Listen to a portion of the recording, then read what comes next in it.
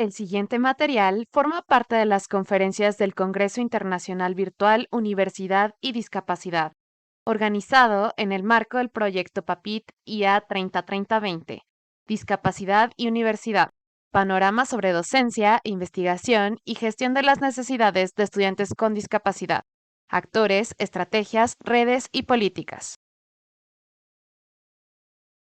Actividad 9. Investigaciones sobre universidad y discapacidad. Mesa 1. Modera Claudia Peña. Con la participación de Estefanía Salgado, de México, María Cristina Hernández, de México, Leonor Córdoba e Ivonne Maritza, de Colombia, Adrián Souto, de Argentina, y Pastora Reina, de España. Se tuvo que utilizar un método de bola de nieve, contactando primero a un universitario con discapacidad y así que él conociera a otro así continuamente. Sin embargo, como lo veremos un poco más adelante, no se conocían entre ellos. Esta guía de entrevista contó con 29 ítems en las cuales abordamos los temas de discapacidad, accesibilidad e inclusión y las barreras contextuales y cómo esto repercutió o está repercutiendo en su permanencia. Se realizó una lista de observación para ver si se cumplía con una accesibilidad universal como parte de la accesibilidad física, de acuerdo a la guía que ellos tenían y a una propuesta por Critlow en 2005 sobre accesibilidad universitaria. Bien, algunos hallazgos que encontramos. Las cuestiones actitudinales fueron las principales para ellos que les entorpecían el continuar con sus estudios universitarios. ¿Por qué? Porque tenían un trato negativo que los obligaba a excluirse ellos mismos o a segregarse. Es decir, a pesar de que los maestros y la administración no frenaban el que ellos estuvieran ahí, era como si no estuvieran. Entonces, eso repercutía en la cuestión física. A pesar de que había rampas, a pesar de que había algunos accesos, estos estaban descuidados, estaban mal señalizados y pues ni siquiera ellos podían utilizarlo. Tomaban clases en segundos, tercer pisos y a pesar de que para ellos esto pues no representaba algo novedoso de que les interrumpiera en su quehacer universitario, porque anteriormente en la escuela donde habían ido, por ejemplo, preparatoria, bachillerato o incluso primaria, pues las condiciones eran iguales. Entonces ellos habían aprendido a sortear ese tipo de situaciones. Sin embargo, lo que a ellos más les influenciaba es que la comunicación con sus pares, ya sea compañeros para cuestiones de trabajos de equipo, de información sobre actividades académicas, no se enteraban, no los tomaban en cuenta, no había ninguna vía de comunicación hacia ellos. Por lo mismo, en cuestión de las clases y el amplio espectro curricular y la cuestión de enseñanza y aprendizaje, no habían estrategias ni material adaptado para asegurar el total aprovechamiento académico. Lo que ellos tenían que hacer era acercarse individualmente con el maestro y si el maestro tenía la actitud positiva de ayudarles, pues les favorecía. Si no, pues ellos tenían que encontrar alguna manera de poder asegurar su aprendizaje. Entonces vemos que aquí todas las barreras contextuales repercutan entre otra y así sucesivamente. Como aquí se muestra en la diapositiva, se entrevistaron a 6 estudiantes de distintas carreras. Lo que llama la atención es que muchos han optado por el derecho, por la psicología y muy pocos por la educación especial. Los que optaron por el derecho mencionan que su intención es mejorar la condición para sus pares y que a diferencia de ellos, tengan una mejor condición, tengan un mejor contexto para que pueda ser más fácil, puedan estar incluidos en la preparación universitaria. Bien.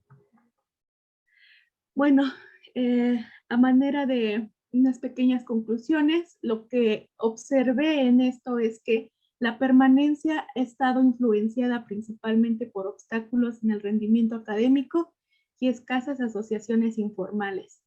Es decir, cuando estuve observando a un estudiante con discapacidad en su carrera de Derecho en tercer semestre, me di cuenta que ella, al ser ciega, se sentaba hasta atrás y a pesar de que ella utilizaba lenguaje braille para tomar sus apuntes, las cuestiones de las tareas o actividades en el salón no las realizaba. ¿Por qué? Porque no tenía apoyo.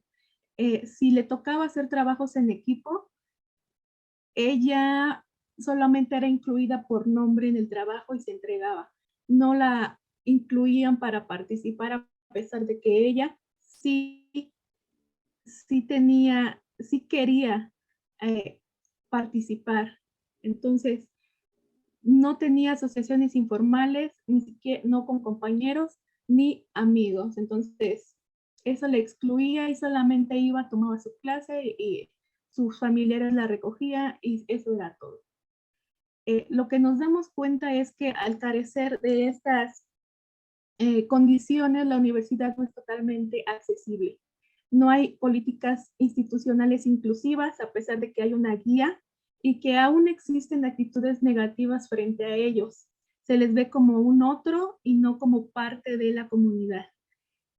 No hay apoyo o incentivo específico como becas monetarias, ayudas técnicas, transporte, alojamiento, asesorías o mentorías por parte de la institución. Y lo que también saltó a la vista es que la situación económica de ellos es baja y eso también les perjudica para poder continuar. Hay una insuficiente dotación de recursos didácticos especializados. No hay libros en braille, no hay intérpretes de lenguaje de señas mexicanas, a pesar de que en la guía y la institución menciona que sí. Algunos otros datos que nos arrojaron que fueron interesantes y de los que ahorita pienso continuar con la investigación es que a pesar de todas estas situaciones y que de que su contexto ha entorpecido su permanencia, el peso que tiene el apoyo familiar para ellos es decisivo. ¿Por qué? Porque la familia los apoya, les da el coraje para continuar, los influye para que ellos puedan concluir una carrera universitaria. El caso de un alumno que tenía discapacidad motriz, él ya no quería continuar, pero como era el único de su familia que estaba estudiando una preparación universitaria, pues eso lo impulsaba a desarrollarse y a continuar a pesar de las circunstancias. También hay que recalcar que hay una falta de redes de apoyo, como lo mencioné, entre ellos no se conocían, no sabían si había otros estudiantes con discapacidad, en dado caso alguna vez vio a lo lejos a alguien, pero no hay ningún tipo de reunión o consejo entre ellos para poder impulsarse entre unos y otros para continuar con la preparación profesional y darse consejos o darse apoyo principalmente para continuar. Y finalmente, la imagen que tienen de sí mismos ellos. El estudiante con discapacidad en la universidad se ve como lo ven los demás, es decir, se ve de manera negativa. Algunos estudiantes mencionaban que no hacían algunas otras cosas como actividades extracurriculares porque pues el contexto no les daba la oportunidad y ellos sentían que tampoco podían hacerlo. Entonces, la imagen negativa también influye entre ellos, entre cómo se veían y el desarrollo de su autonomía y la toma de decisiones e incluso los tratos que otros tienen hacia ellos y ellos mismos, cómo se desarrollan en el ámbito universitario. Y pues esa sería mi participación. Muchas gracias, maestra Estefanía Salgado Silva. Gracias por su presentación. Vamos a pasar con nuestra segunda ponente. Ella es María Cristina Hernández Tapia. Ella es licenciada en Filosofía por la Universidad Nacional Autónoma de México y egresada de la maestría en Pedagogía, igual por la UNAM. Miembro del Círculo de Estudios Estenianos de México, intérprete en formación de lengua de señas mexicana. El nombre de su ponencia es Acceso, Permanencia y Egreso de la UNAM desde la mirada de 3 estudiantes sordas. Adelante, maestra, tiene usted 15 minutos.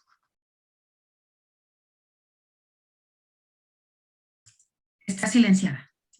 Sí, ya vi. Muchas gracias. Bueno, pues primero que nada, agradecer a los organizadores de este congreso por la oportunidad de participar en presentando un poco de mi investigación.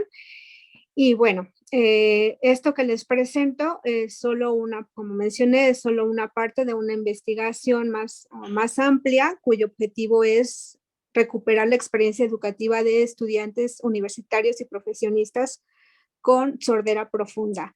Y en este caso lo único que voy a presentar es el caso de las estudiantes que encontré estudiando en ese momento en la UNAM.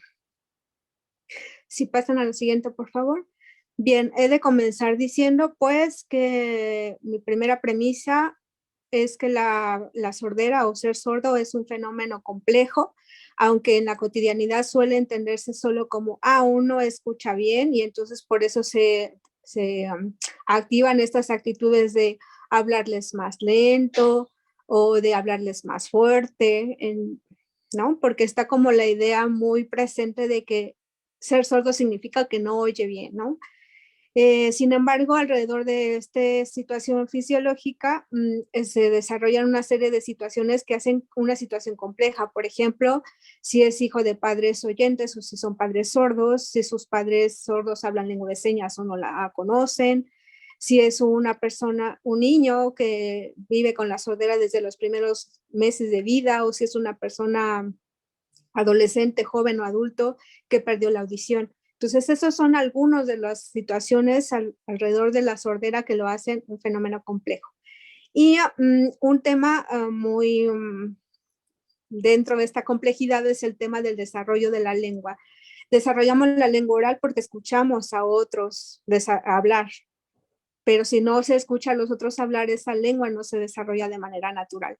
Entonces, siendo sordo, la lengua oral no se desarrolla de manera natural, pues porque no la escuchan. Esto ha generado que a través de la historia, este no hablar, pues haya conceptualizado significado como, entonces tampoco tiene capacidad intelectual, no puede hacer cosas, etcétera, ¿no? Que con el tiempo se han ido cambiando, se han ido quitando, pero finalmente todavía como en lo cotidiano se sigue percibiendo de esa manera. En la actualidad, que también tiene su historia, pero no me voy a meter ahora en eso, tenemos el tema de, para las personas sordas, las opciones son la oralización, lo cual implica un proceso de terapia por muchos años durante su infancia, y la lengua de señas, que también implicaría tener necesariamente un contexto que le permita desarrollar esa lengua, porque no se aprende lengua de señas solo por saber unas cuantas, algo de vocabulario, ¿no? Implica todo una cuestión cultural también, entonces se necesita también un espacio que permita el desarrollo de esta lengua. Y esto va a ser importante, por ejemplo, para el caso de los niños que nacen en senos de familias oyentes que no tienen conocimiento ni idea de lo que es la lengua de señas, ¿no? Donde la aprenden es como la primera interrogante. Entonces, esto ha hecho que se construyan concepciones acerca de la sordera entre si es o no una discapacidad. Entonces, por eso pongo aquí, ¿es una discapacidad o una identidad cultural? Y aún sigue como el debate si es o no discapacidad o si tendrían que ser considerados justo como en comparación a grupos indígenas que tienen una lengua distinta al español. La siguiente, por favor. Bien, entonces, ahora el tema de la educación. Dice Hannah Arendt, lo que está en juego en esto de la educación es cómo somos recibidos en el mundo. Y ese ser recibidos en el mundo implica que nos vayan enseñando significaciones, maneras de entender el mundo para evitarlo.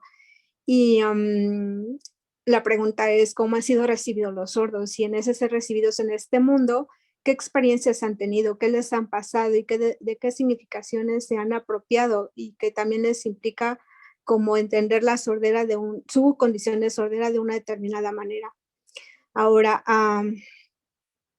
un tema muy importante en este sentido es el acceso a la educación, que desde hace algunos años la ley obliga a todos los espacios escolares a admitir a todos los estudiantes sin importar sus características. Sin embargo, encontramos en este censo, en esta estadística del Instituto Nacional de Estadística y Geografía del 2013, que justo nos dice cómo estaba la situación educativa para la población con una dificultad para escuchar.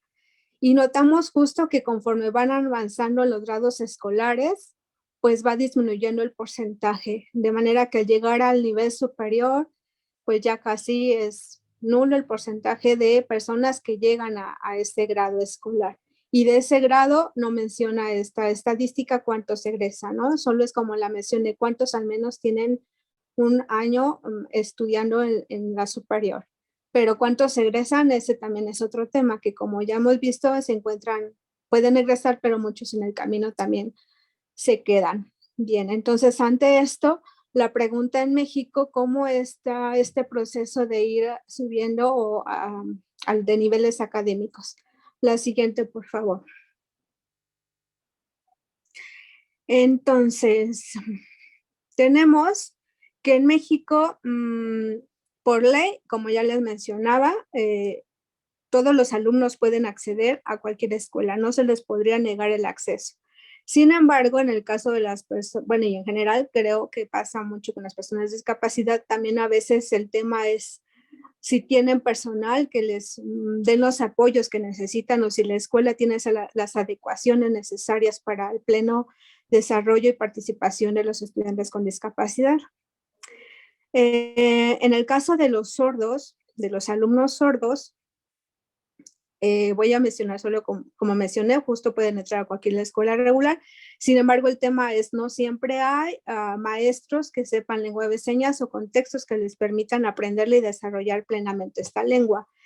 De las opciones a nivel básico, voy a mencionar dos en particular, que es el Centro de Atención Múltiple, que es un espacio donde van a únicamente estudiantes con discapacidad, pero justo como dice, a múltiples situaciones de discapacidad. Suelen asociar como a concentrarse las personas o estudiantes sordos en estos camps, donde hay población o ya grupos de sordos y donde hay maestros de sordos. Entonces, aunque pueden ir a cualquier camp, suelen mejor buscar en donde sí ya hay una comunidad o población, un grupo de sordos. Y son del sector público. En el sector privado tenemos escuela para sordos, que también es otra opción que muchos buscan, sobre todo porque es un espacio que les permite desarrollar la lengua de señas, porque todos hablan lengua de señas, los maestros son sordos y oyentes, pero todos hablan lengua de señas. En el caso del nivel superior, solo voy a hacer referencia a uno en particular, que es el Centro de Atención para Estudiantes con Discapacidad, los CAED, en el que muchos estudiantes sordos asisten, pero de igual manera, pues suelen buscar aquellos donde sí tienen maestros que saben lengua de señas. Igual los maestros no son nativos hablantes de la lengua, entonces son maestros que han ido aprendiendo incluso con sus mismos alumnos a conocer esta lengua. Y hay algunas instancias del sector privado y público que tienen algunos programas de inclusión con lengua de señas, pero son los mínimos. En la Ciudad de México hasta ahora yo he identificado 2 del sector público y como 3 del sector privado donde tienen un programa de inclusión con lengua de señas. Es una escuela regular, pero que tiene un programa de inclusión.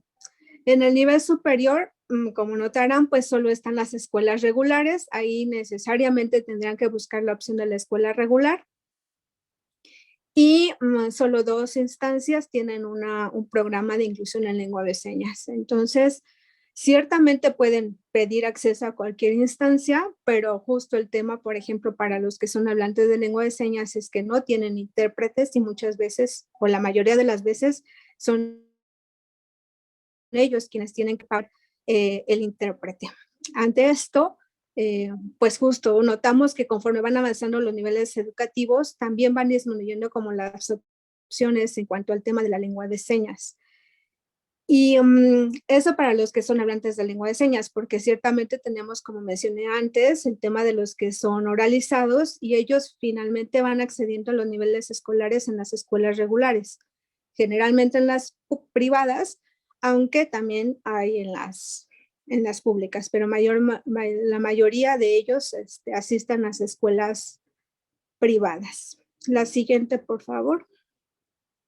Entonces, ante esto, haciendo la investigación de cuál era la situación de las personas sordas en cuanto al acceso a la educación superior, me encontré con esta nota en el 2013 donde dice de la UNAM, traté de buscar la Gaceta, no la encontré, así que puse este Twitter donde mencionan, presenta examen profesional de estudiante sordomuda.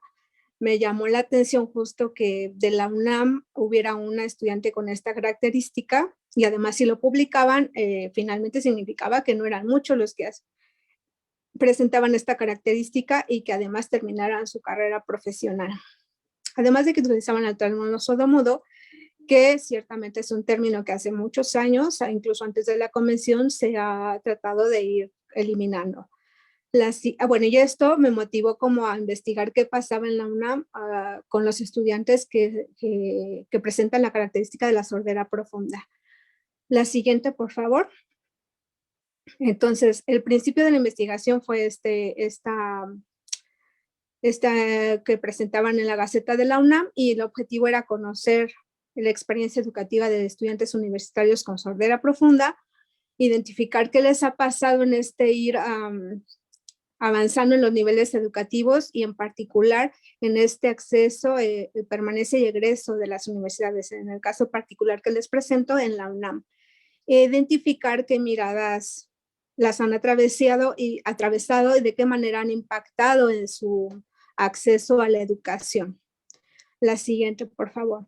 Entonces, como les mencioné, comencé por lo que pasaba en la UNAM. Me interesaba mucho cómo identificar a los estudiantes con sordera profunda y me encontré con el diagnóstico sobre el estado que guarda la atención a la temática de la discapacidad en la UNAM, que justo nos presentó la doctora Brockna el pasado martes. Y justo esta tabla es de ese diagnóstico. Entonces notamos que hay me pareció un gran número de estudiantes que se identifican con una discapacidad auditiva. Así que nos dimos a la tarea de tratar de localizar a estos estudiantes. Para eso contamos un poco con ayuda de las personas que hicieron el diagnóstico para identificar quiénes habían reportado estos estudiantes y contactarlos por medio de ellos. No tuvimos mucho éxito en cuanto a localizar a los estudiantes, algunos ya habían egresado, y algunos no quisieron como conversar conmigo, ¿no? Entonces solo tuvimos oportunidad de platicar con uno de ellos. Su situación era de pérdida auditiva en un solo oído, así que, y la pérdida fue en la adolescencia. Como yo buscaba sordos profundos desde los primeros meses de vida, aunque lo entrevisté, no consideré su entrevista para este trabajo. Bien, la siguiente, por favor.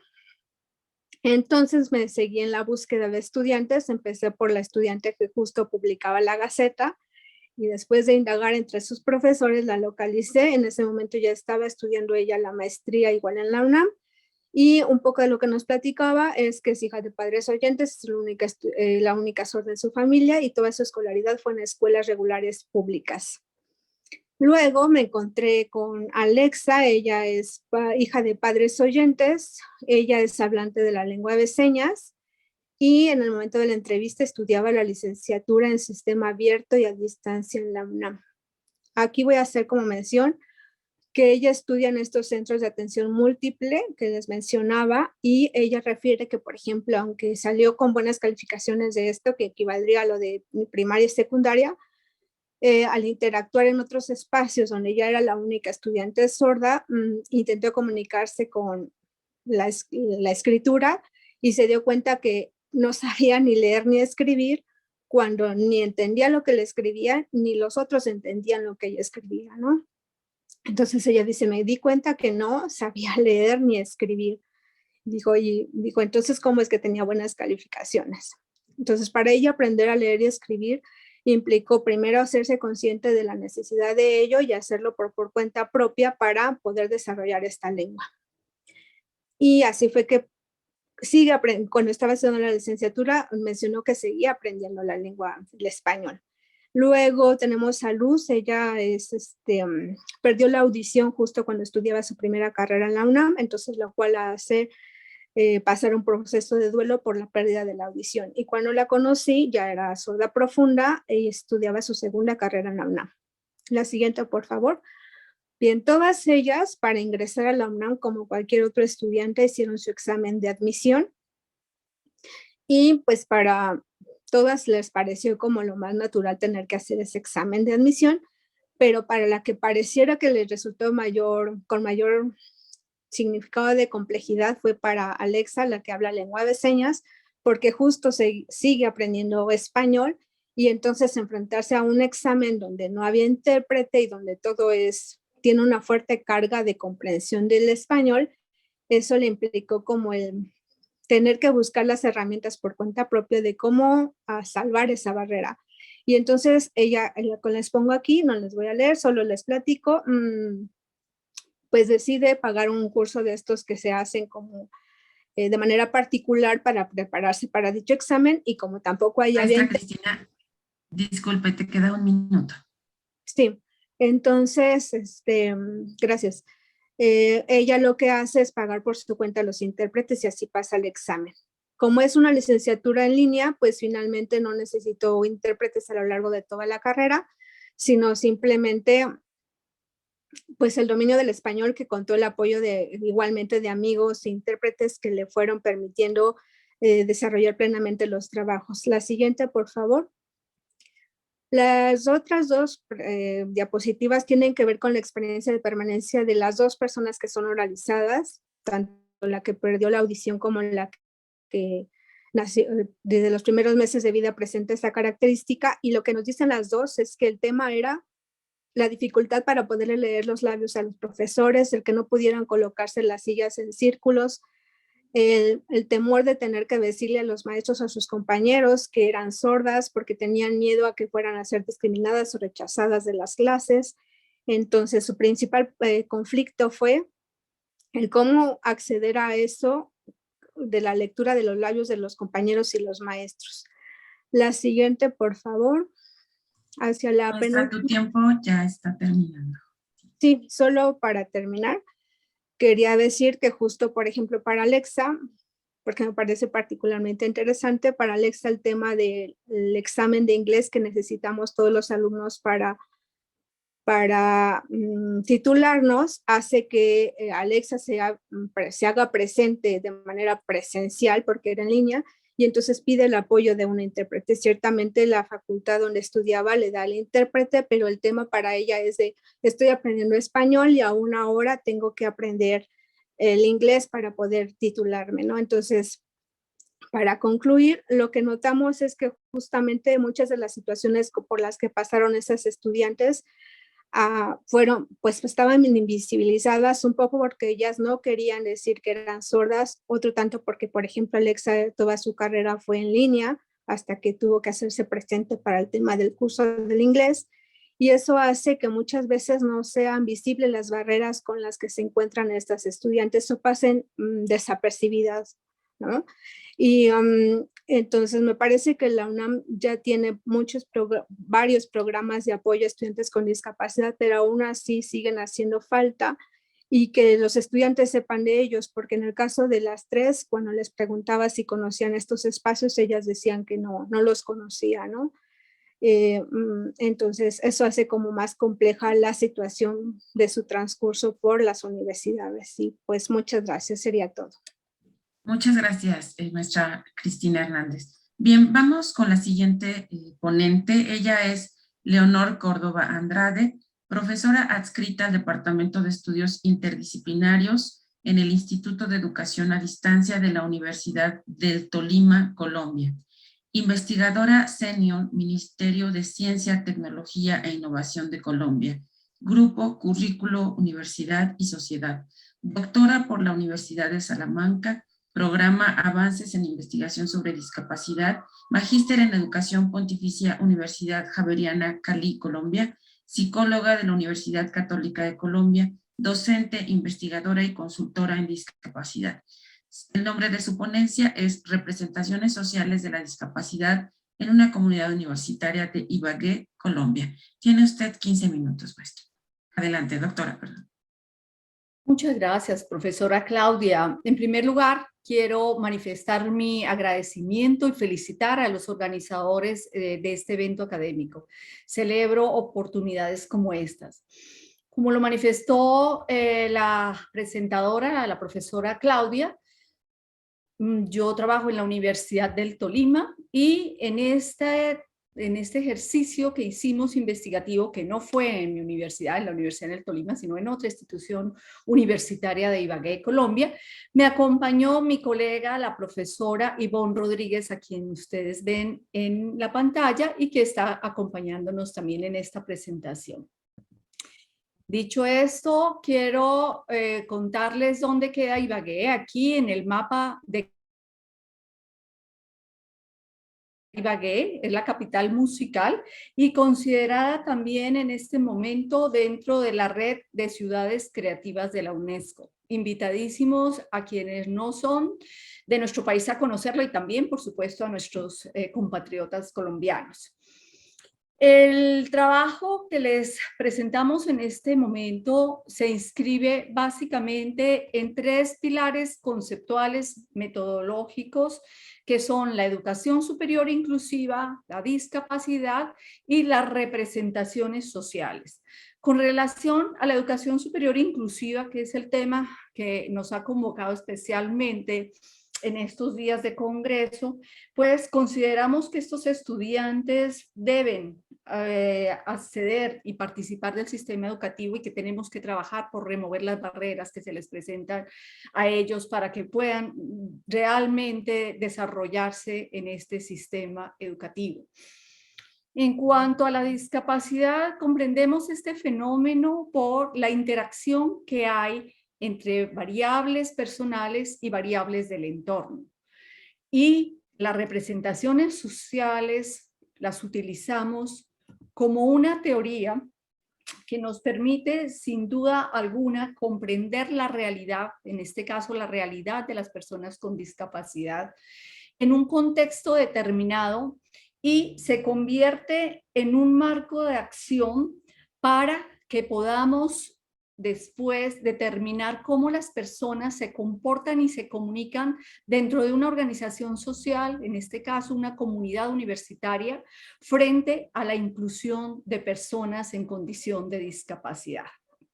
Con este marco de referencia, el objetivo que nos propusimos con este estudio fue identificar las representaciones sociales de esta comunidad universitaria particular con relación a las personas en condición de discapacidad.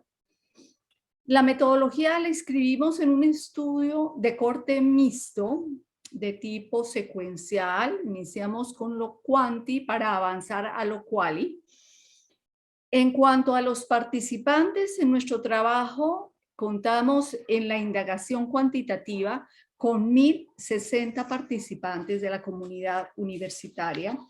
De esos 1.060, 820 fueron estudiantes, 68 profesores, 60 funcionarios de la universidad y 112 actores externos. Entendemos por actores externos aquellas personas que tienen vínculos con la formación universitaria.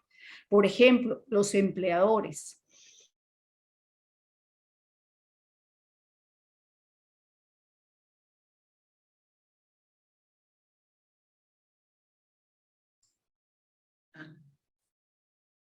Sí, parece que ha tenido un problema de conexión la ponente. ¿Nos escucha, doctora Leonor?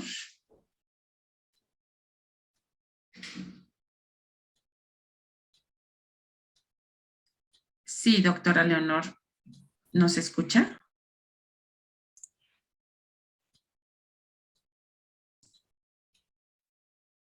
Tal vez si apaga su cámara pueda... Sí, doctora Leonor, no tiene no la escuchamos.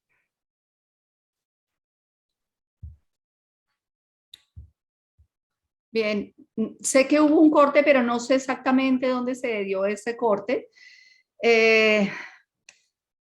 Bueno, continuando entonces con esta brevísima descripción de la metodología, reafirmarles que además de las redes de asociaciones, utilizamos la escala de actitudes hacia las personas con discapacidad de Verdugo y otros autores, y finalmente hicimos entrevistas a grupos focales. Me concentraré ahora en los resultados, pero tengo problema para continuar con la presentación. Ya. En esta transparencia pueden ver ustedes las nubes de palabras que se configuraron a partir de las redes de asociaciones. No está compartiendo, doctora. Pues la verdad, no sé. Si quieren ayudarnos con la presentación que tienen allá, porque no sé qué pasaría realmente en este momento, porque nos quedamos sin poder compartir la pantalla. ¿Pueden hacer por favor a la ponente coanfitriona para que comparta? Bien. Y estar atentos también al cambio de intérpretes. Muchas gracias. Está activo la herramienta de coanfitrión y estamos pendientes de las intérpretes. Bien.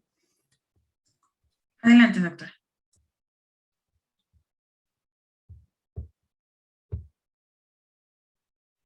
¿Pueden ver la presentación ya? Sí, ya se ve. Ok, bueno, entonces vamos a ver los principales resultados relacionados con la indagación en torno a las actitudes de la comunidad universitaria frente a las personas con discapacidad. Aquí resaltamos solo dos de los componentes de esta escala de actitudes. El primer componente tiene que ver con las actitudes frente a la capacidad de aprendizaje y desempeño de las personas con discapacidad. Encontramos resultados contradictorios entre los estudiantes y el grupo de adultos, es decir, el que estaba conformado por profesores administrativos y directivos de esa universidad. Mientras que los estudiantes presentaron una actitud negativa, los otros actores presentaban una actitud positiva frente a esa capacidad de aprendizaje y desempeño de las personas con discapacidad. En el otro componente de la evaluación de las actitudes, referente al reconocimiento de los derechos de las personas con discapacidad, se presentó el mismo fenómeno, un menor reconocimiento y una actitud más negativa hacia dicho reconocimiento por parte de los estudiantes frente a un mayor reconocimiento del otro grupo integrante de la comunidad universitaria. Contrariamente a estos resultados que encontramos en las actitudes, se observó a través de las redes de asociación que los estudiantes manifestaban unas representaciones sociales más positivas hacia las personas con discapacidad, mientras había cierta resistencia frente a la inclusión de este colectivo por parte de profesores y por parte de los directivos y personas adultas. Una vez que realizamos las redes de asociaciones y las analizamos, encontramos 4 categorías que nos permitieron trazar la guía para el desarrollo de los grupos focales. Esas 4 categorías fueron la autodeterminación de las personas con discapacidad, el espíritu de superación y esfuerzo, la necesidad de ayuda, y las respuestas de la sociedad enfocadas más hacia los apoyos, las oportunidades y las barreras. Desde estas categorías vamos a mirar los principales resultados obtenidos con las entrevistas a los grupos focales. En primer término tenemos que esta comunidad universitaria representada por los participantes que ya les comenté, ven a las personas con discapacidad como unas personas autónomas e independientes, pero en función del tipo de discapacidad. Consideran que quienes presentan una discapacidad intelectual o cognitiva, como generalmente se le denomina en Colombia, tienen mayores dificultades. En segundo término, encontramos casi que generalizada en la comunidad universitaria un desconocimiento sobre los derechos de las personas con discapacidad. No obstante la normatividad internacional, no obstante el despliegue que ha habido en el contexto nacional y local por dar a conocer los derechos de las personas con discapacidad, tenemos un COMPES, las diferentes leyes y normas que hacen referencia a los.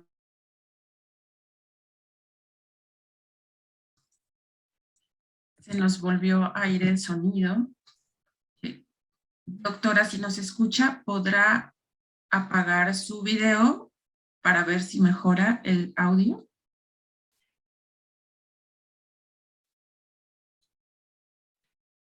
Para esta población. Para concluir, ¿me están viendo? ¿Me están escuchando? Sí, ok, gracias. Sí. Para concluir, los participantes representaron.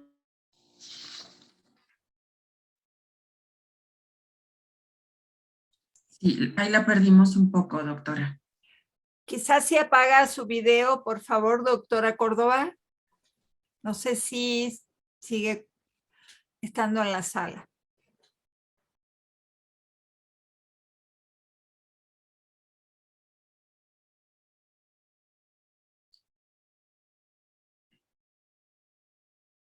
Sí, doctora, ¿nos escucha?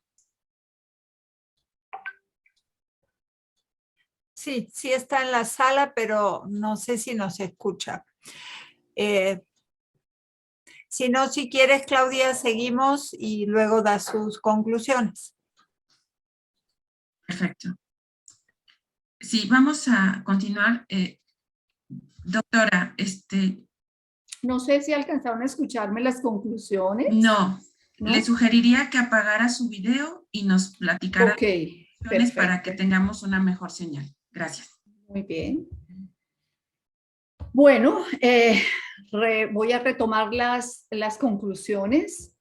En primer lugar, los participantes, estamos hablando de los diferentes actores de la comunidad universitaria, consideran la discapacidad como una condición que afecta al individuo, también a la familia y el entorno. Es decir, están muy en consonancia con esa comprensión que tenemos actualmente de la discapacidad como un fenómeno biopsicosocial y cultural. Pero destacan a la familia como uno de los principales integrantes de esta red de apoyo, coincidiendo con los resultados que presentaba mi colega Estefanía inicialmente. Adicionalmente, encontramos que persiste un lenguaje colectivo excluyente, pero sin una intención de segregación, más producto del desconocimiento de los derechos de las personas con discapacidad. Se refieren a estas personas como los discapacitados, los diferentes, los minusválidos. Y también predomina un discurso con relación a las personas con discapacidad que se mueve en esa dicotomía ya bastante superada en la mayoría de los contextos entre normalidad y anormalidad. Muchas gracias, esa es la presentación. Lamento los fallos técnicos. Quizás se deba a que estamos en este momento con un invierno muy fuerte y estamos atravesando por una tormenta eléctrica en este momento. Ofrezco disculpas, pero se sale de mi control y del control también del Congreso este tipo de situaciones. Muchas gracias. Gracias por su participación, doctora. Vamos a dar la palabra ahora a Adrián Souto. Él es licenciado, psicopedagogo con trayectoria en ámbitos educativos, laborales y terapéuticos vinculados a la inclusión de las personas con discapacidad. Funge como orientador laboral responsable de capacitación en el equipo de empleo con apoyo de Fundación DISCAR. Docente universitario integrante del programa Universidad y Discapacidad de la Facultad de Derecho de la UBA. El nombre de su ponencia es Evaluación de Aprendizajes de Estudiantes con Discapacidad. Adelante, licenciado, tiene usted 15 minutos. Gracias. Muchas gracias. Bueno, esta ponencia es sobre un trabajo de investigación que estamos haciendo en el marco del programa Universidad y Discapacidad de la Facultad de Derecho de la Universidad de Buenos Aires, Argentina. Este trabajo de investigación lo que busca es recopilar la historia del programa, que va a cumplir 20 años próximamente, y pertenece al Instituto de Investigación en Educación Superior y es de ADUBA, que es la Asociación de Docentes de la UBA. Dentro de esta investigación estamos realizando investigación bibliográfica, análisis y vamos a hacer entrevistas también de los diferentes actores, docentes, no docentes y estudiantes que intervienen e intervinieron a lo largo de los años en favor de los derechos de las personas con discapacidad en el ámbito universitario. Yo me centro dentro de esta investigación, que es un equipo, y que vamos a abordar casi todas las temáticas que refieren a la educación superior y a la discapacidad. Yo me enfoco en la evaluación de aprendizajes de estudiantes con discapacidad.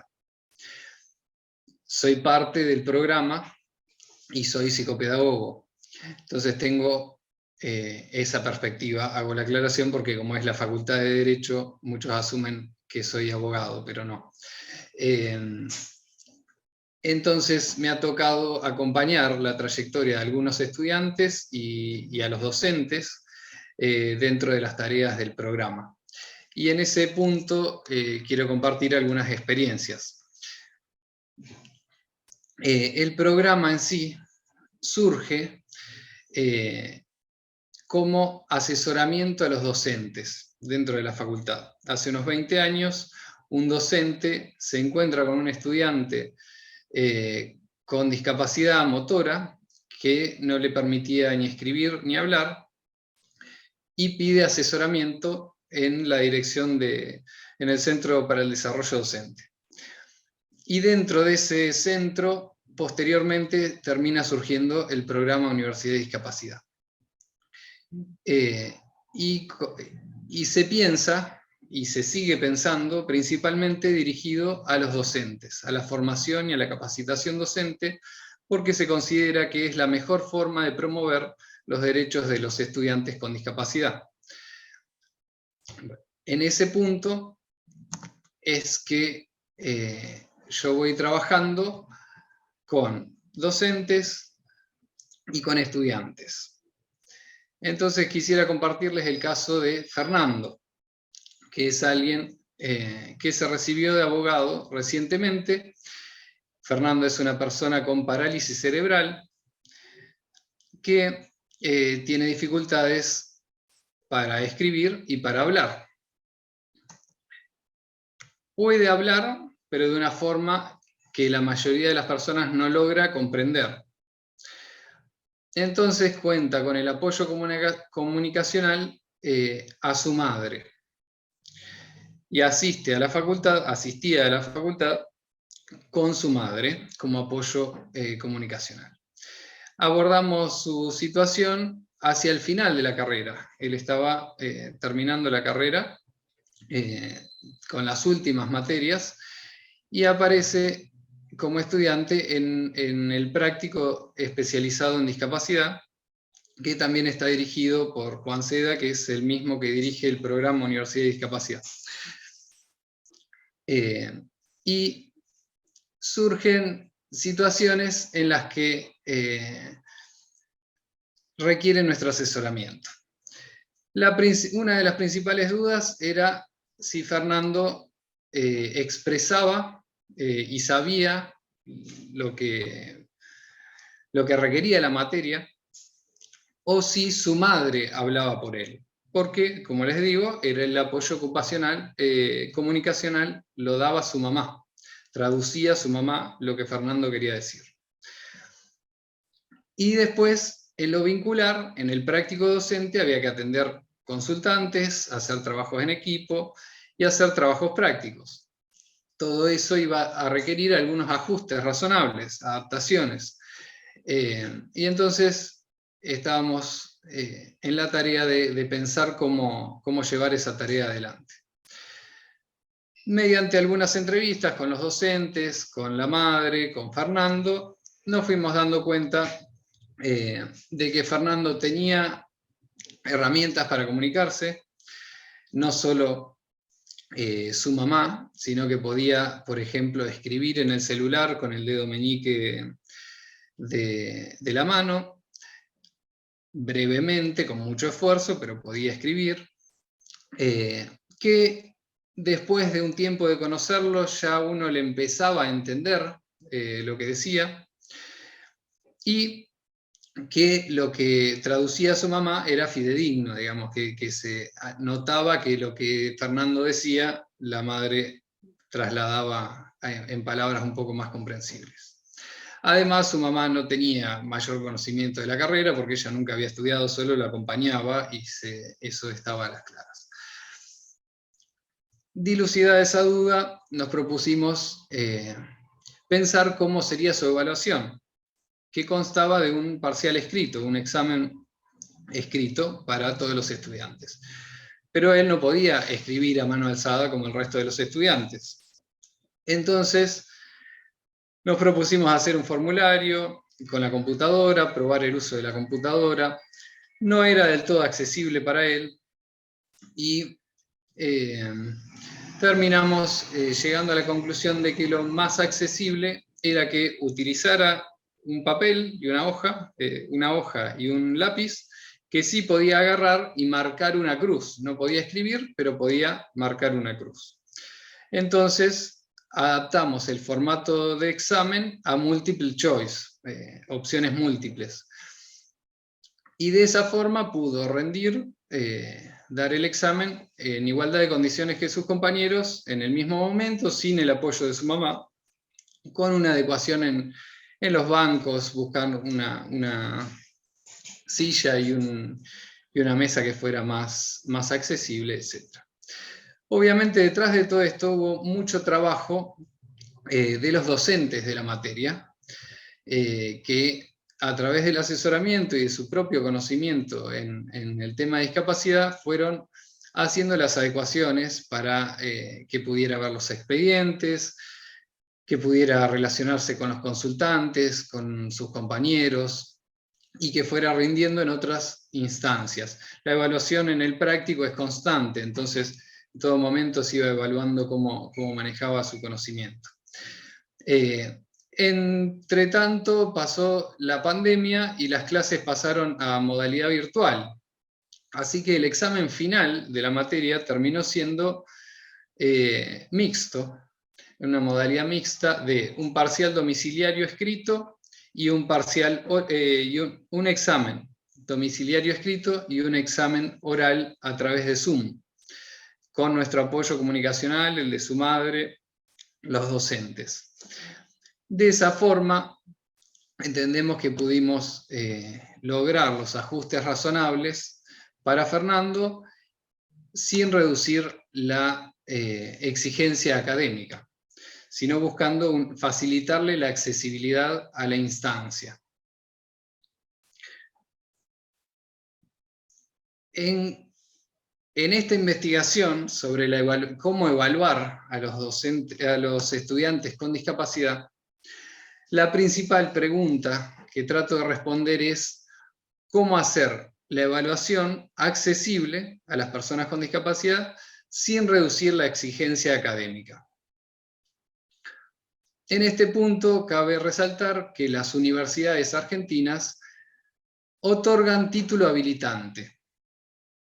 La Facultad de Derecho emite el título de abogado. entre otros. El título y el abogado está automáticamente habilitado a ejercer en diferentes tareas. Y esa habilitación se da con la sumatoria de materias, ¿sí? Entonces, en definitiva, la evaluación de cada materia y que cada docente hace, y la nota que pongan, y la aprobación que otorguen a ese estudiante, va a terminar impactando en su titulación.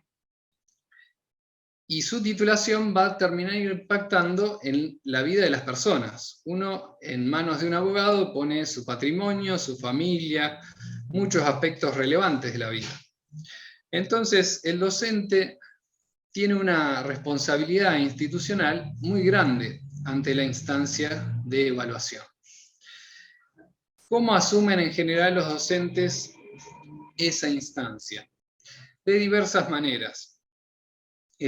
Los docentes en general tienen muy buena predisposición, pero hay dos extremos que a veces suelen darse que hay que tratar de evitar. Uno de esos extremos, hay docentes que dicen: yo no voy a modificar mi forma de evaluar ni mi forma de enseñar, evalúo de esta forma y el que lo puede rendir así está bien y el que no, lo siento. Esa es una postura demasiado rígida que no contempla las individualidades, las particularidades, los derechos de las personas con discapacidad, entre otros.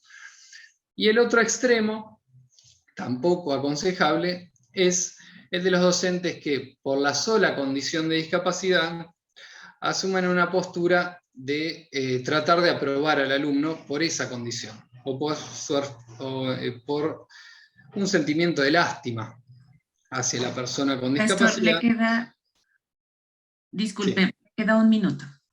Gracias. Por un sentimiento de lástima hacia la persona con discapacidad, buscar la aprobación por el solo esfuerzo de cursar, más allá de si tiene los contenidos o no, si maneja los contenidos de la materia o no. Obviamente, el ajuste razonable, la adecuación propia y adecuada para las personas con discapacidad es un punto medio.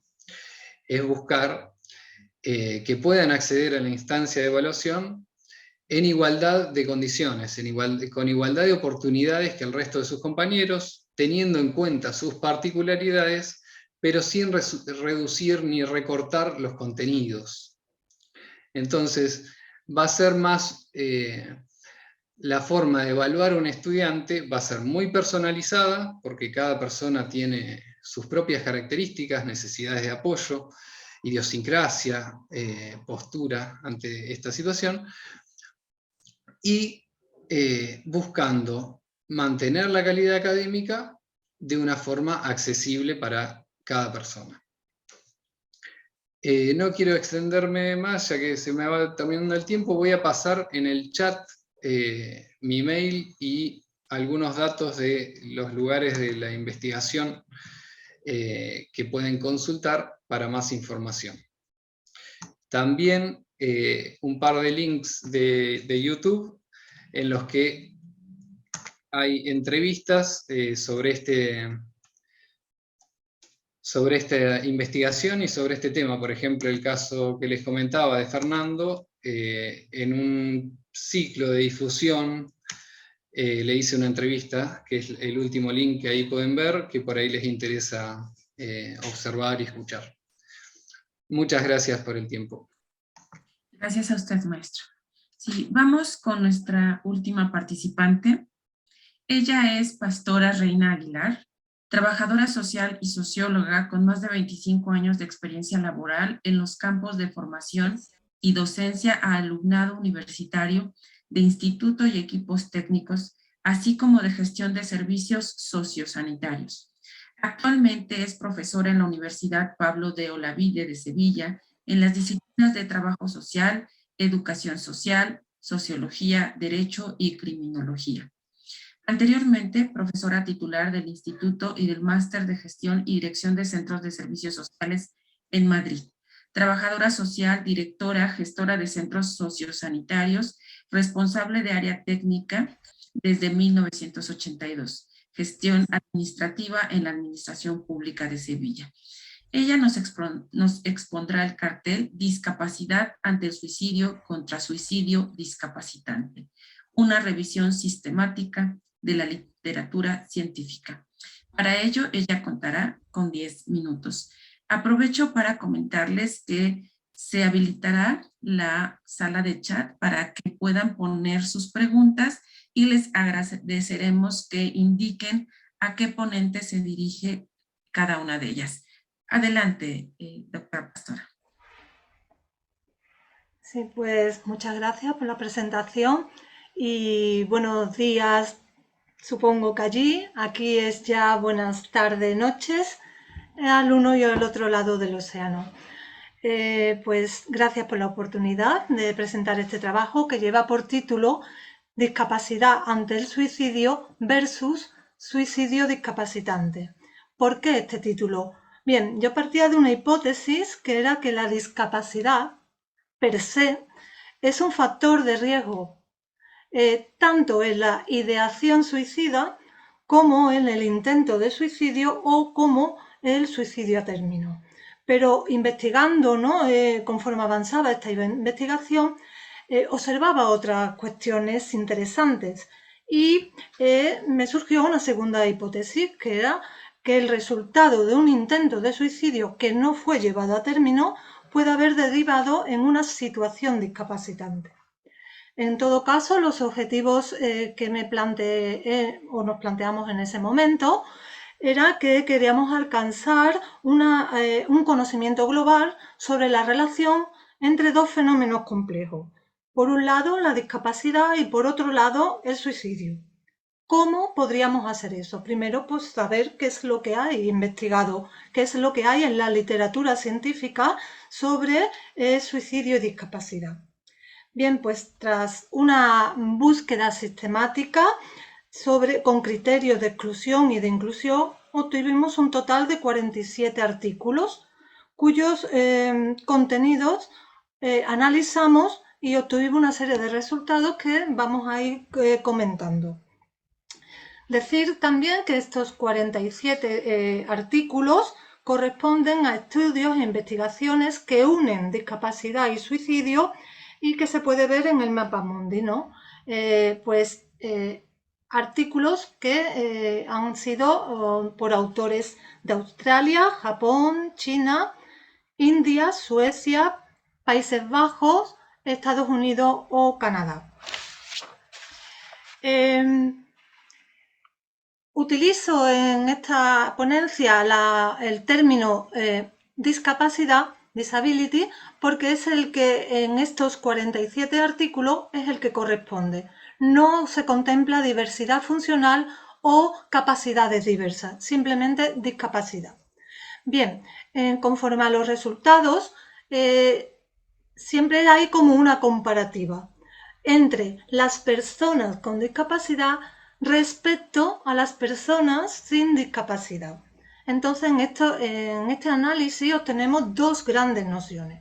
Por un lado, hay una mayor disposición y exposición al estrés y a la depresión y a otras dificultades de salud, sobre todo de salud mental, derivados de la propia discapacidad. Otro segundo grupo de nociones es que hay una mayor dificultad económica con respecto, por ejemplo, al poder adquisitivo y también dificultades sociales como son la discriminación social por el hecho de tener una discapacidad. Bien, todo ello conforma factores potencialmente de riesgo de ideación o de suicidio a término. Otras cuestiones que analizamos y son factores a tener en cuenta es que existen diferentes grados de riesgo de suicidio en función del tipo de discapacidad. Por ejemplo, había varios artículos que hablaban de la discapacidad derivada de la enfermedad de esclerosis múltiple y otras enfermedades neurodegenerativas. También hay otros factores que hay que tener en cuenta, es si la discapacidad es sobrevenida o es genética. También el factor de edad, el factor de género o el factor de ámbito, en el sentido de si venía del ámbito rural o del ámbito urbano, porque también había estadísticas diferenciales. Y un elemento dual interesante era que había discapacidad sobrevenida por intentos de suicidio, pero también intentos de suicidio por una discapacidad sobrevenida, ¿no? Había esa dualidad conforme. Por último, otra cuestión que analizamos en esos 47 artículos, muy interesante y un debate preocupante, al menos desde el punto de vista de esta investigación, es la dimensión de la eutanasia, ¿vale? Como un suicidio asistido y en algunos países, como en España, legal.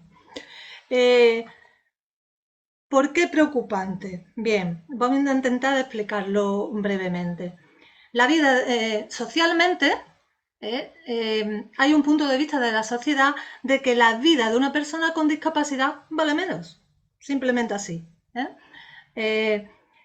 Y la justificación social respecto a que una persona con discapacidad puede tener ideas suicidas o intentos de suicidio porque su vida vale menos. Entonces lo ve normal, está normalizado esa visión social.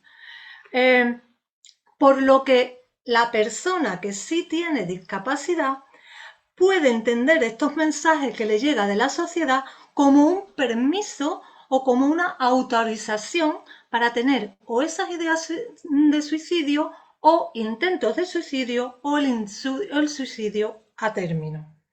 Entonces ahí yo observé un peligro, por eso lo pongo ahí, ¿no?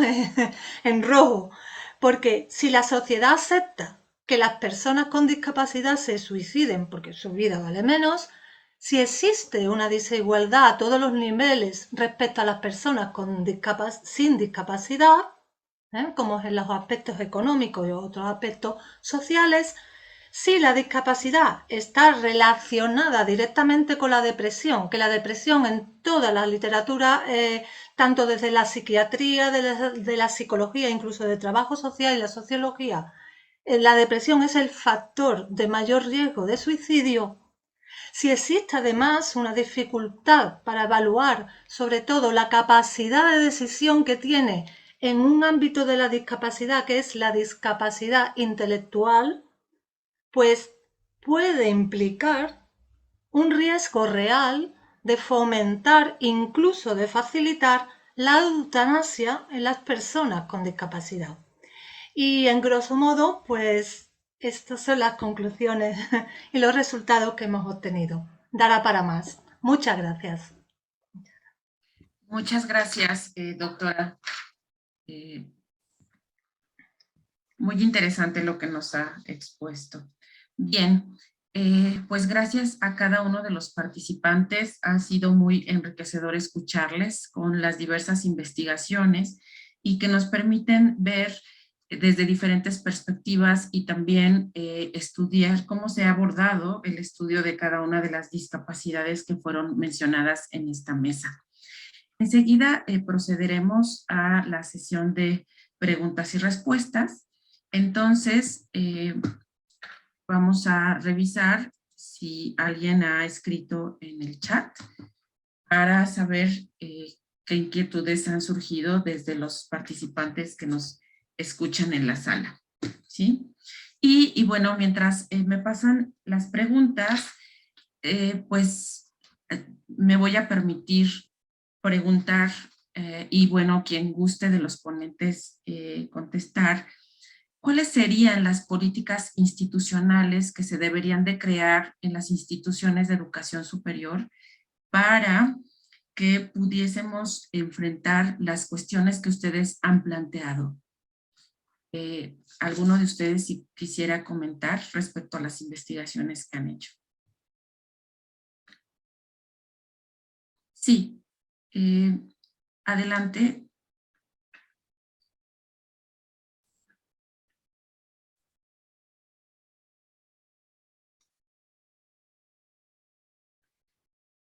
Sí, las personas que están en la sala como participantes, se les pide por favor que escriban en el chat la pregunta. Sí, vamos a aprovechar para pedir al área técnica que por favor habilite. Creo que ya se pueden escribir en el chat las preguntas. Por favor, gracias. Sí, y bueno, si alguno de ustedes, de los ponentes, quisiera platicar desde su punto de vista, desde lo que investigaron, ¿cuáles serían las políticas institucionales que tendrían que generarse para garantizar estos derechos?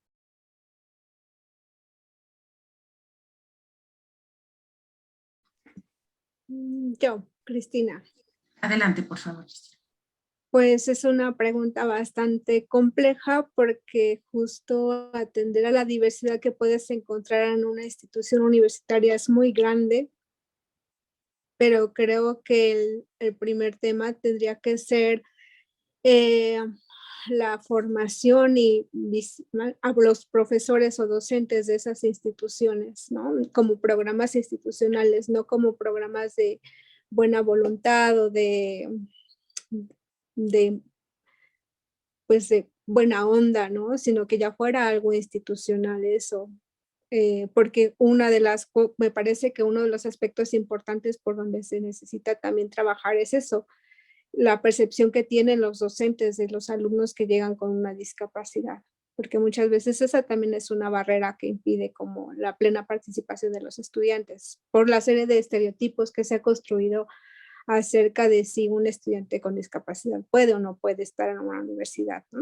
Entonces me parece que esa podría ser una cuestión institucional que implementarse.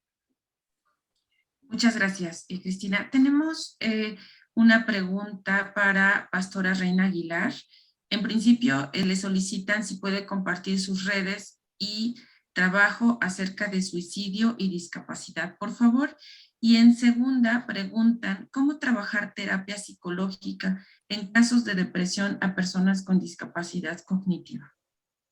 Bien, pues he puesto ahí mi correo por si alguien me quiere realizar cualquier consulta, cualquier duda. Estoy totalmente abierta a todas estas cuestiones. Forma parte de mi investigación como en los estudios de doctorado.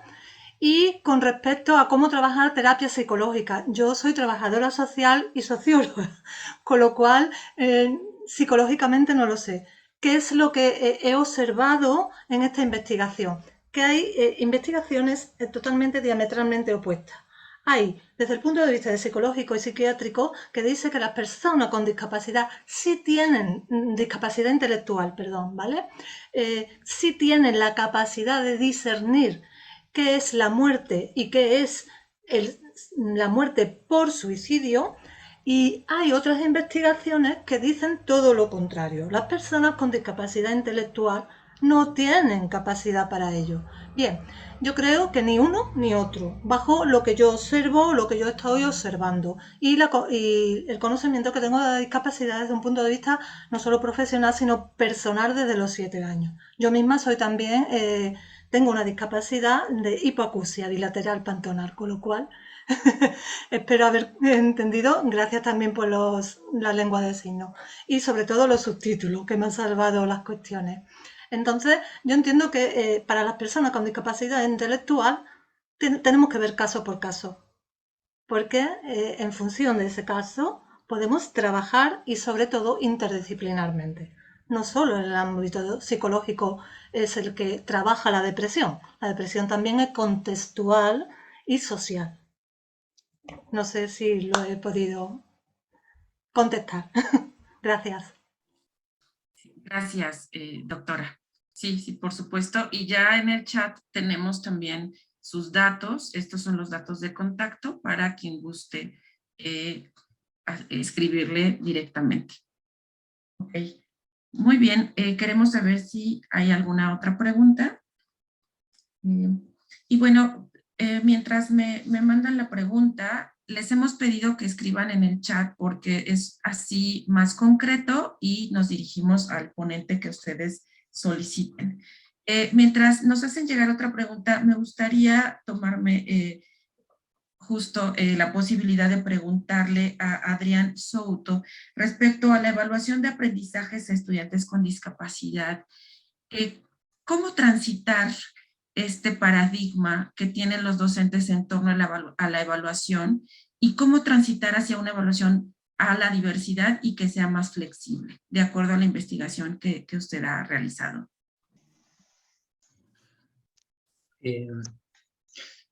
A ver, creo que la definición de ajustes razonables nos da una pista de eso que hace la Convención y que habla de esto, de la razonabilidad de los ajustes y de la carga indebida. Entonces, en ese punto, yo en general tiendo a decir que lo razonable es, para una evaluación de nivel universitario, es adecuar el formato. Y lo indebido ya es recortar el contenido. Entonces, buscar las formas que a las personas con discapacidad les resulten más accesibles en función de sus propias particularidades. No me gusta hacer recomendaciones generales por tipo de discapacidad, porque más allá de los tipos de discapacidad, las personas son muy particulares. Cada una tiene sus características y sus preferencias de formatos, pero sí ser flexibles en el formato, en el tiempo de una evaluación, por ejemplo. Pero no en los contenidos. Algo así sería la propuesta general. Muchas gracias, gracias. Tenemos otra pregunta para la ponente Pastora Reina. En la investigación sobre el suicidio, ¿se logró observar adicción a algún tipo de droga o sustancia adictiva para mitigar la depresión o la ansiedad? Esto especifican que en las personas con discapacidad. Bien, sí. Lo primero es que falta de investigación, con lo cual a todas las personas que están aquí, 125 que estamos participantes y muchas más, sería un campo interesante de investigar porque hay muy poco. De lo poco que se ha escrito, hay lo que se llama la patología dual, ¿no? Que fue primero por ejemplo, una enfermedad mental que favorece la adicción a sustancias tóxicas, o bien el hecho de consumir sustancias tóxicas provoca una enfermedad mental y por tanto una discapacidad si esto se continúa. Entonces, en este sentido,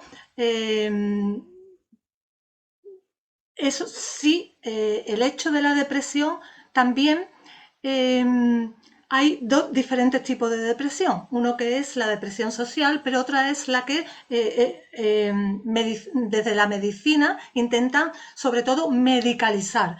Las terapias que actualmente son las que están dando más resultados para la depresión no es tanto de medicalizar todo lo que afecta al sistema nervioso central, sino hacer una terapia que aborde también los aspectos sociales, los aspectos pedagógicos y los aspectos también de apoyo, ¿no? No sé, también yo intento aquí explicar dentro del poco conocimiento que tengo, que ahora mismo sigo con esta investigación abierta. Gracias. Muchas gracias. Bien, tenemos una pregunta para Adrián Souto. ¿Cómo plantear el acompañamiento y participación de las madres de familia en el contexto universitario que favorezca la inclusión de las personas con discapacidad? Ahí estaba repreguntando un poco si se refería a las madres con discapacidad o a las madres de las personas con discapacidad. Porque, claro, yo mencioné el caso de un estudiante cuyo principal apoyo era la madre. Eso es una situación bastante particular, además que se da principalmente por las características de la apertura de la UBA también. Fue lo que primero me llamó la atención de la situación, que lo acompañara la madre.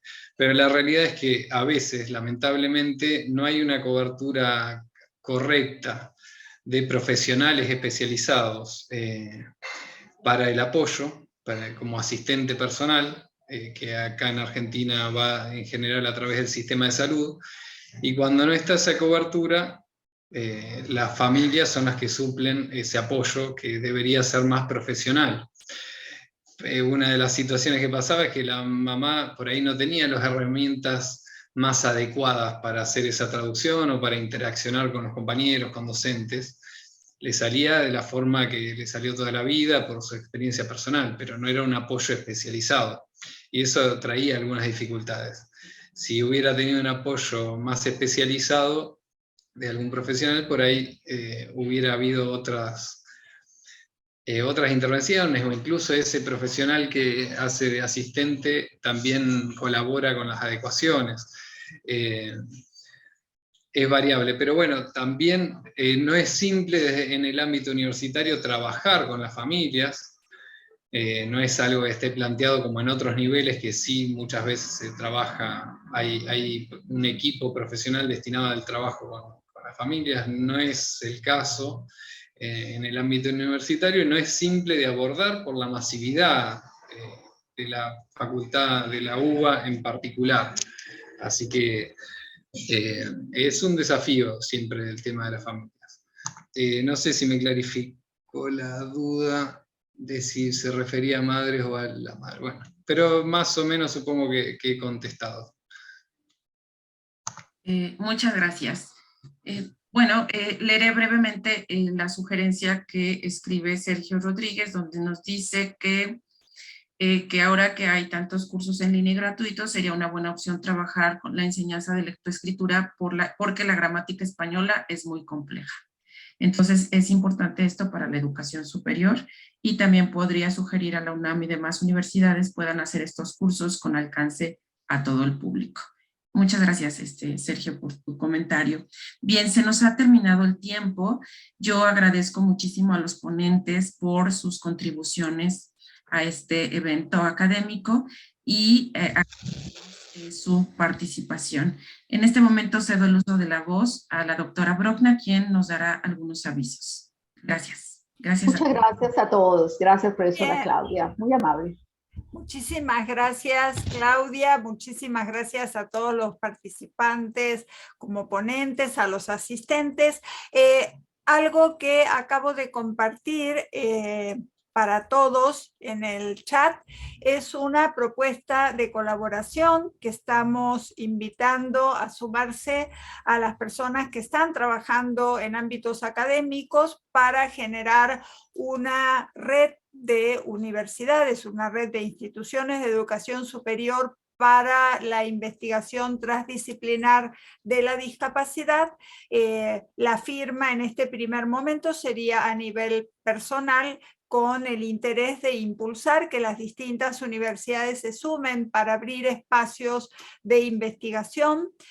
Sabemos que hay muchas redes, pero nos interesa que sea una red que sea de las instituciones, que pertenezca a las instituciones y que las instituciones asuman también el compromiso. Por lo tanto, impulsaremos desde este espacio la firma ya de un acuerdo de colaboración interinstitucional más formal, pero la idea es armar grupos de trabajo para ir haciendo una propuesta más sólida a las distintas instituciones, así que está incluso para los asistentes, si quieren enviar un correo y quieren sumarse, podemos enviar también. Mañana se va a presentar esta propuesta, así como el observatorio en discapacidad que estará formalizándose con un poquito más de tiempo desde la misma facultad. Son dos herramientas que hemos propuesto a partir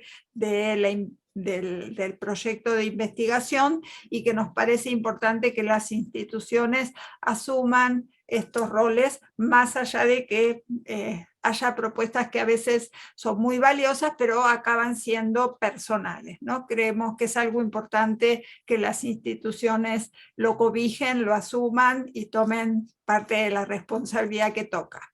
Así que con esta invitación cerraríamos Claudia, la sesión de hoy. A todo el equipo, muchísimas gracias, a los intérpretes, a las intérpretes y a todos los ponentes y las ponentes, así como los asistentes, y nos vemos mañana para el último día. ¿Sí? Gracias a todos. Muchísimas gracias. Muchas gracias. El contenido de este material es propiedad del proyecto PAPIT IA 3030-20 de la UNAM. El uso de imágenes, fragmentos de videos y demás material que sea objeto de protección de los derechos de autor será sin fines de lucro y exclusivamente para fines educativos e informativos, dando los créditos correspondientes.